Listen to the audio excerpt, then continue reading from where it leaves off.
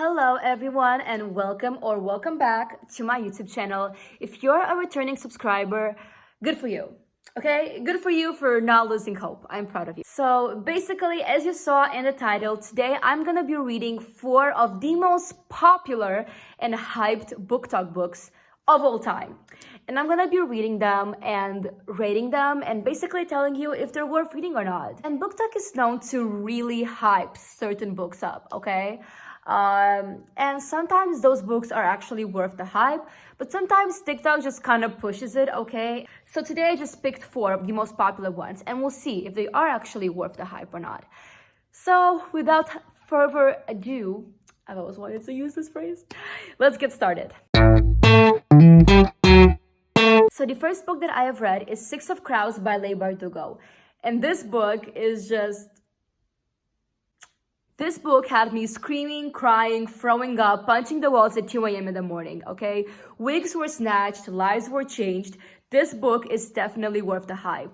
I would even go as far as saying that this is one of the best books that I have ever read in my entire life. So if you don't know what Six of Crows is about, this book follows the story of Kaz Brekker, one of the most terrifying and scary criminals in the city of Ketterdam. So Kaz Brekker is a part of this criminal band called the Dregs. The Dregs are all members of lower class. They're basically struggling to survive every single day. Until one day, Kaz is given the chance to basically receive a lot of money if he can break into the Ice Court, one of the most dangerous and well-secured prisons in the entire kingdom. And he has to break into the Ice Court and retrieve a scientist who was captured there. And this scientist, his knowledge could basically change the Grisha magic in this fictional world forever. This book is friggin' amazing, okay? First of all, it has a lot of world building, and I love world building. So a big chunk of the story is gonna be them explaining the city of Ketterdam, the different kingdoms in the city, the way the Grisha magic in this fictional world actually works. And what I also love is that you have a map at the start of the book. And I love when books have maps at the start. Like, I just find it so cool to be able to go through the map and realize where everything is situated. And it also has a map of the Ice Court. And, and it also has a guide about the different kind of Grisha wizards. So if you're not really... I'm currently editing this video, and I just realized that my camera keeps like sliding over throughout the entire video. Like, it just keeps going down like that. And that's because I was balancing my phone on a pillow because I lost my tripod. So yeah, that's just what we're dealing with right now. I'm very sorry. Let's move on. So if you're not really into fantasy, I get that, but I think this book could really work for almost anyone. Like, it has adventure, it has mystery, it has romance, it has comedy. It's actually really, really funny too. And I have like a bunch of annotations throughout the book. Wait, let me show you.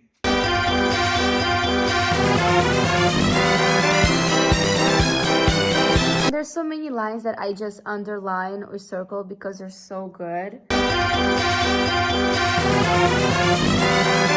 And I basically love highlighting and underlining. There's so many good parts of this book. I just love it. And what I really like is that all the characters have depth. They're not one-dimensional characters. I actually feel like real people because they're very flawed. And they all have a lot of regrets and mistakes that they do throughout the book. And it can really resonate with the story of a lot of these people. So I just love it. And the flashbacks in this book, amazing. So the Six of Crows, I would give it 5 out of 5 star. Hands down, amazing book. I wholeheartedly recommend it to everyone. The second book I want to talk about is The Spanish Love Deception by Elena Armas. I hope I read that right. So, respectfully, I did not like this book. And it's kind of disappointing because I was really excited to read it. I did not enjoy it as much as I thought I would have. I know this book is loved by so many people. Like, even people at my school, they saw me reading this book and they were like, I'm sure you're gonna love it. I love this book. It's so good. Well, I did not love it, okay? I did not enjoy it. I'm sorry.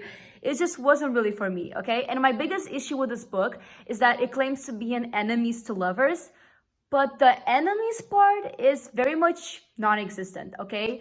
I love enemies to lovers. It's one of my favorite romance tropes, but this was definitely not enemies to lovers. Like, I got bored of the two main characters in the first chapter, which is not really a good sign. But basically, the book is about Catalina and Aaron. So Catalina has to go to a wedding in Spain, and she needs to bring a date with her so that she doesn't embarrass herself in front of her ex-boyfriend and her family. And of course, she's gonna go with her enemy, her workplace enemy, Aaron. And in the first chapter, we get the first interaction between Catalina and Aaron, but I felt no chemistry, no connection, no banter between the two whatsoever. The dialogue felt very repetitive and long. It's like the author was trying to drag the dialogue for as long as possible. It just wasn't very engaging, like right from the start. I would say it gets better as the story progresses, but still, it just wasn't very captivating, to be honest. And I definitely don't think that this was worth the hype. I would give this book a 1.5 out of 5 stars.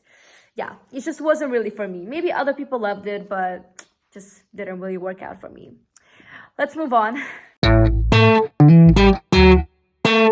The third book I want to talk about is The Hating Game by Sally Thorne.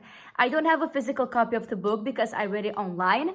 But yeah, let's just talk about it. So The Hating Game is a workplace enemies to lovers between Lucy and Joshua. So these two characters both work for the same company, and they're constantly fighting and competing with each other. They're either competing for the same promotion, for the same, opportunity or assignment.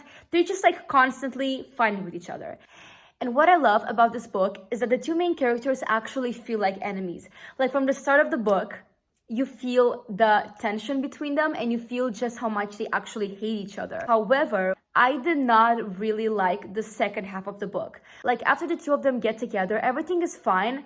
And then I remember something happens between them and their relationship kind of starts to crumble and go in the bad direction. So I would give The Hating Game a 3 out of 5 star. And the 3 stars is just for the first half of the book because that one is actually really good. Also, this book was turned into a movie, which I did not watch. But if you guys watch the movie, let me know because I'm thinking of watching it. So let me know if it's good or not.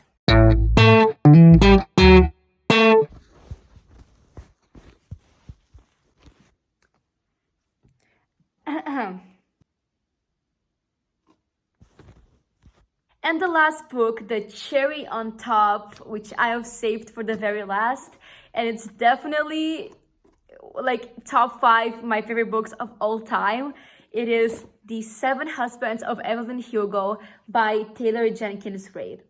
You have probably heard so many people talk about this book, but I really cannot stress enough how amazing it actually is.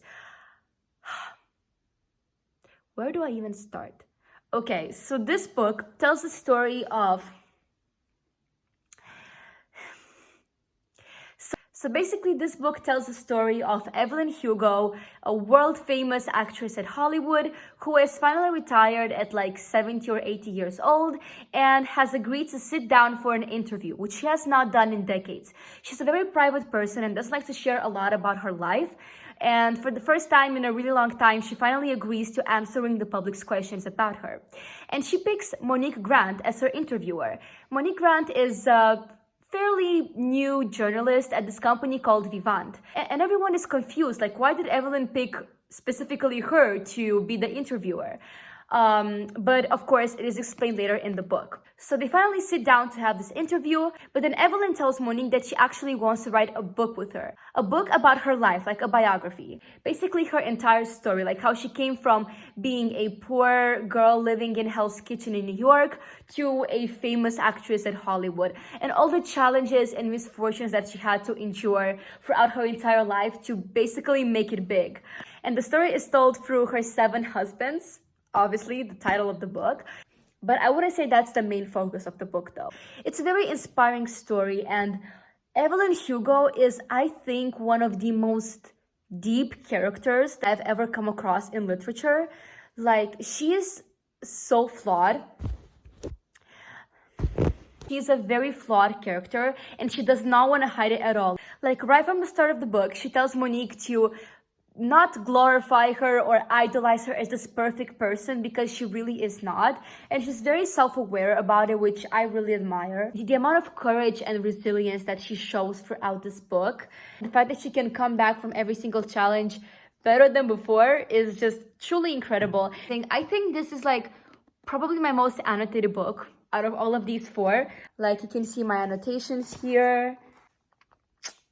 Yeah, this book is truly amazing, and I think that its hype deserves far more than book talk. Like, I think that this book should become one of those books that like everyone should read. Like, maybe some people might think I'm going too far with this, but I actually think this book is just truly amazing. And also, as someone who is very passionate about film and cinematography and about this entire industry, like reading about the behind the scenes of Hollywood was just so fascinating, and I'm actually planning to reread it soon. I'm kind of waiting for some time to forget some of the stuff, and then I want to reread it. Obviously, if you couldn't already tell, I'm giving this book 5 out of 5 stars with flying colors. It's amazing, and I think that you should definitely read it. It suddenly got so gloomy outside. Okay. So that's the end of the video. I really hope you guys enjoyed it. If you have any other book recommendations for me, please write them in the chat under literally any video. Like, I could be talking about, I don't know, my workout routine. Please recommend books in the chat. I don't care. I'm always looking for new books to read. And if you guys just want to like discuss different books, just like please leave it in the chat. I'm so happy to talk about books with literally anyone who will sit down to listen to me. So yeah, I really hope you guys enjoyed this book. It was really fun to film. And let me know if you guys read any of these books and what you guys thought about them in the chat. And I know this is super cliche, but it would be really nice if you guys would subscribe and leave this video a thumbs up. And yeah, I hope this was fun. It definitely was very fun for me to film and read all of these books. So yeah, I hope you guys enjoyed it, and see you next time. Bye!